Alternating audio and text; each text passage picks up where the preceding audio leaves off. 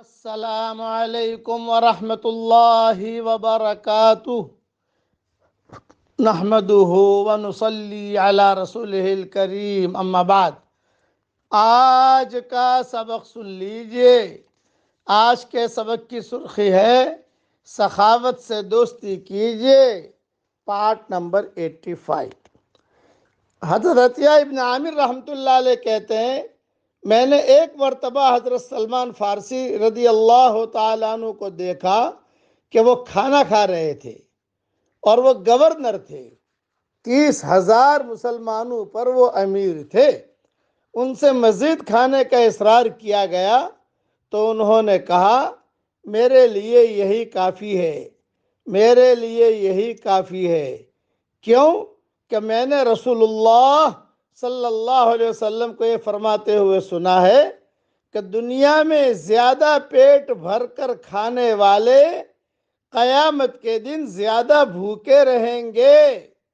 اے سلمان، دنیا مومن کے لیے جیل خانہ ہے اور بے ایمان کے لیے جنت۔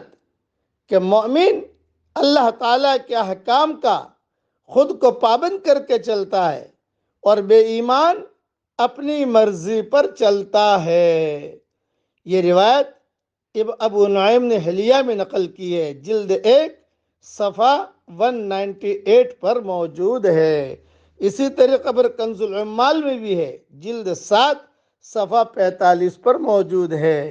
گورنر تھے، 30,000 مسلمانوں پر امیر تھے سلمان فارسی، اور کھانا جو ہے اچھا آتا تھا ان کے دسترخوان پر۔ ظاہری بات ہے کہ گورنر تھے تو اس لیے لوگ بھیجتے بھی تھے، سارا کے سارا خیر خیرات کر دیتے تھے۔ زیادہ کھانے کے فضائل نہیں ملیں گے، بھوکے رہنے کے فضائل ملیں گے، روزہ رکھنے کے فضائل ملیں گے آپ کو۔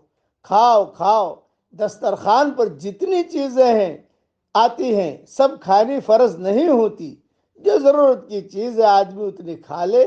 رسول اللہ صلی اللہ علیہ وسلم اگر دوپہر کا کھانا کھاتے تھے تو رات کو نہیں کھاتے تھے، رات کو کھاتے تھے تو دوپہر کا نہیں کھاتے تھے۔ ناشتہ تو اس زمانے میں تھا ہی نہیں جو ہمارے زمانے میں۔ ہمارے زمانے میں 5 نمازیں ہیں اور 5 وقت کے کھانے ہیں۔ آپ حساب لگا لو، اٹھتے ہی چائے، پھر ناشتہ، پھر دوپہر کا کھانا، پھر جو ہے تھوڑا سا عصرانہ، پھر رات کا کھانا، اور پھر رات کو لیٹتے وقت بیگم جو ہے فرشی حور وہ کچھ لے کر آ جائے گی، یہ تھوڑا سا دلیا لے لو، یہ تھوڑا سا دودھ لے لو۔ تو پیٹ جو ہے یہ پیٹ نہیں رہتا، کوئی اور چیز بن جاتی ہے۔ زیادہ کھانے کے فضائل نہیں ہے بلکہ کم کھانے کے فضائل ہیں۔ اس لیے آدمی مال کھانا آتا تھا ان کے دسترخوان پر، وہ سخاوت کر دیتے تھے رضی اللہ تعالی عنہ۔ اب پڑھیے میرے ساتھ، رب اغفر وارحم وانت خیر الراحمین۔ یہ جملہ رسول اللہ صلی اللہ علیہ وسلم کو پڑھوایا گیا ہے کہ نبی جی یہ پڑھتے رہیے۔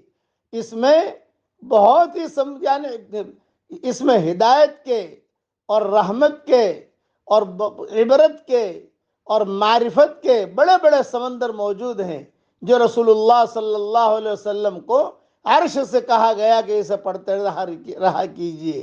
اللہ تعالیٰ یہ دعا ہم سب کے لیے قبول فرمائے، آمین۔ وآخر دعوانا ان الحمدللہ رب